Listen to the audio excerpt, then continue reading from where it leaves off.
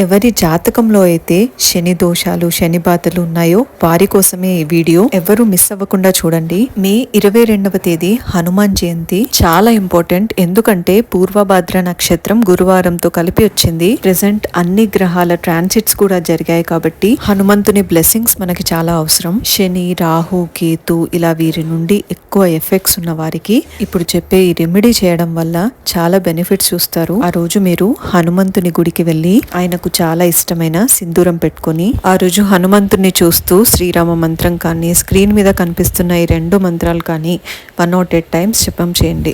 గుడికి వెళ్ళడం కుదరకపోతే ఇంట్లో అయినా భక్తితో ఈ నామం మీరు జపించవచ్చు. ఇంకా దాన ధర్మాలు చేయడం, మూగ జీవులకి ఫుడ్ పెట్టడం ఇలాంటివి కూడా చేయండి. ఇలా చేసి మీ ప్రాబ్లం ఏదైతే ఉందో అది ఆయనతో షేర్ చేసుకోండి. ఖచ్చితంగా సొల్యూషన్ అయితే దొరుకుతుంది. ఈ వీడియో ప్రతి ఒక్కరికి రీచ్ అవ్వాలి. దానికోసం మీరు ఈ వీడియో కింద జై శ్రీరామ్ అని కామెంట్ చేయండి.